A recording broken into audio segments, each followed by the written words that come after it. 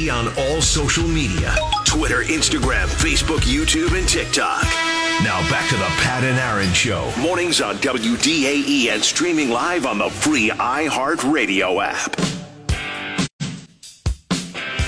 Pat and Aaron Show, 95.3 WDAE AM 620. It's time now for the Pat and Aaron Show Injury Report presented by Florida Orthopaedic Institute in partnership with Tampa General Hospital. Now we go to the hotline to check in with one of our fan favorites. Everyone loves him. He's Dr. Jeff Sellman. Dr. Sellman, we love having you on as well. How you doing? Doing great. How are you boys doing? I'm going to be selfish today in this interview, boy, and I'm going to talk about my finger, and I'm going to figure it out. But let's start, before I get to the selfish questions, Dr. Sellman, let's start with Ryan Jensen. And even though the Buccaneer season is over, he spoke with the media after the game, and he finally opened up about the severity of his knee injury, which we didn't really know the details until now. 3 ligament tears, multiple fractures, and a meniscus injury. That's it. How crazy is it that he even returned to play in this playoff game? Guys, freaking crazy, in my opinion. Of course, not much crazier than playing center for Tom Brady in the NFL, but this guy has been, pretty dedicated since 2017, and these ligament injuries, the ACL, the MCL, the PCL, those are, sprained, partially torn. Those can heal. It was the meniscus injury that was really crazy that he came back from, because from what I understand, it was one of what's called a bucket handle tear, where the meniscus literally flips into the groove and can lock your knee into place if it stays that way, and that generally needs to be surgically stitched down. So that is just crazy. So he's going to need surgery before next season. Is that what we should expect? And if so, will he be 100% before training camp next year? Yeah, the ligaments likely will not need to be repaired from what I understand. And from what he says, he's going to heal it without surgery. But that meniscus likely will need to be operated on and tacked down. And, yes, he will be 100% after that one. Want to wrap up with the Buccaneers and their injuries. Russel Gage, scary moments, hospitalized with his neck injury, leaving the Cowboys game. We've heard good things from him as he's getting better, but when that happens, like when we hear the neck injuries, and we, obviously we saw the medical incident which would happen with Damar Hamlin, cardiac arrest, and different procedures from the staff to treat that. When there's a neck injury like that, what's that procedure in the immediate aftermath of that, and then afterwards, where you take him to the hospital?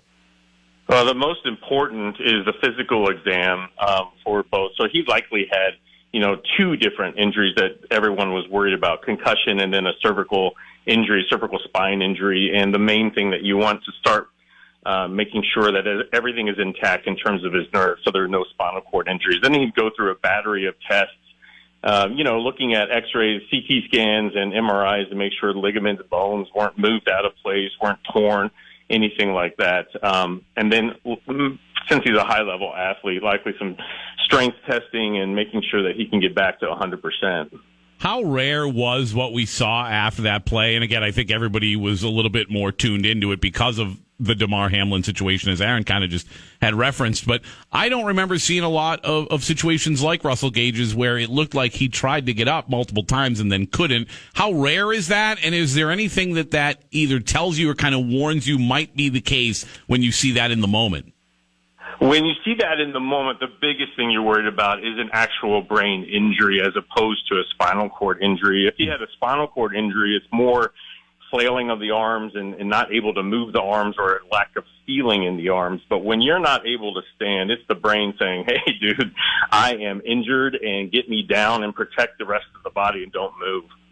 Huh. Jalen Hurts is going to go into this game battling a shoulder injury. What impact could a hurt shoulder have on his play and potentially further damage moving forward? Now we know that is actually not the shoulder that he actually had the injury to. It was the part of the chest wall, from what I've understand, and it's the clavicle where it actually inserts on the breastbone. That sounds worse, Dr. Sellman. That sounds worse to me. Yeah, breastbone always sounds worse. I can't stand that, but it can be. If there's 2 ways that can be sprained, either forward or backward towards your back, and if it goes back, then you're worried about lung problems, breathing issues.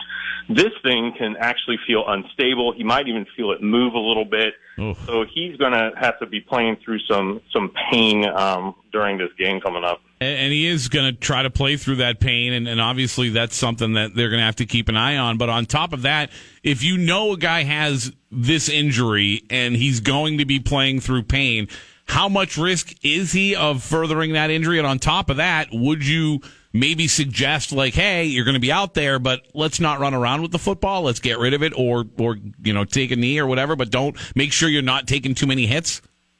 Yeah, 100%. The biggest thing for this one is not to get tackled and landing on that shoulder again. That's going to just worsen that injury, and that's why you need to have Lane Johnson back to protect him, learning how to throw the ball away and that kind of thing. All right, Dr. Sellman, let's get to it. Oh, here we go. So, Ryan, the Titanic music, if you will. Do what you got to do, Ryan Hoppy. But I got to talk to Dr. Sellman here. I almost called you the other day, actually, off the air. I didn't want to bother you. So I'm 6 weeks into my mallet finger in my middle right finger. I'm 6 weeks into it. I got my appointment at Florida Orthopaedic Institute next week. I got a little antsy, doctor, because 6 weeks, that's what initially we said. So I took the splint off the other day. Right? And it feels, inspired by Ryan Jensen, he wanted to be a warrior. I said, this guy's playing through meniscus stuff, ligaments. That's right. I got to do this. I got to stop with this mallet finger. So I took it off, and it's, I think it's healed properly. He won't stop playing with it, doctor. I got to squeeze stuff. I don't know what I should be doing. And is it normal that it's actually, it got a little more swollen once I took the splint off? First of all, don't have anybody pull your finger at this point, especially in the studio in an enclosed environment. That's a bad thing. Pat hates when I fart anyway, so I won't do that. Yeah, well, you have to own it. That's what I like to do. But it's not unusual for a little finger to be swollen. I'm not saying that your fingers are small because I know what you play with. But that being said, exercising it's probably pretty darn good if the splint's been on for 6 weeks, and start getting that re-strength and get that swelling, get out of there, get that blood flow in. So it's normal that it's like numb and a little swollen, like it is numb at the fingertip still, like it feels stiff. Well, you're kind of numbing in general, but yes, it is very common because you're not activating the muscles and the nerves when you're in the splint. I think, and you know what, Dr. Sellman, I think a lot of people, it's my first broken bone. I know it's not that intense. This is your first broken bone ever? Anything. Oh, and I think a lot of people don't realize like what goes into after you have the whatever you break. Mine happened to be a minor detail, a minor finger injury. But like for people, it's amazing to me. I put it into perspective now. People that like break a leg, when you take that cast off, like your leg hasn't been moving for however long that cast has been on. It's not just like the cast goes off and you're back to normal frolicking in the forest. Like you got to recover from that.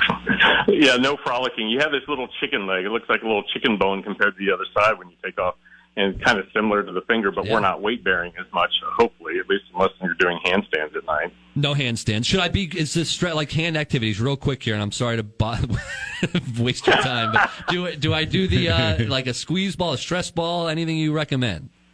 Yeah, usually I start with a stress ball, then ramp up to a tennis ball, then lacrosse ball, even like using a hammer and twisting that wrist back and forth to get all those muscles and tendons across the wrist that activate the fingers alive again. You are the greatest. Golf in a couple weeks when I play, and can I try that out, or what's up? You should go now. You should go now and stop using the other hand for a stranger feeling. I love you so much. You don't even know it. The Pat and Aaron Injury Report presented by Tampa General Hospital in partnership with Florida Orthopaedic Institute. They provide you access to one of the top orthopedic programs in the nation. Schedule an appointment today at floridaortho.com. We really do love you having you on, Dr. Hey, Sellman. Doctor, last second request actually really quickly from the GM of the Pendingos, Jay Retcher. It's my softball team. He said, stop burying the lead. Is Aaron going to be available for the Pendingos season opener next Wednesday? Tell him no, Doctor. Tell him no. Pendingo opener is on. Oh, he's playing. He doesn't want to. He's scared, but he's playing. That's not the answer I wanted to hear, Dr. Sellman. Golf, yes. That, no. I'm scared. All right. Thank you, Dr. Sellman. We'll catch up with you later. Of course. Thanks, Doc. You know what it is? He really is. I love him so much. He's not scared to say anything. That's why I love him. He knows all about your stranger feeling and everything. He gets it all.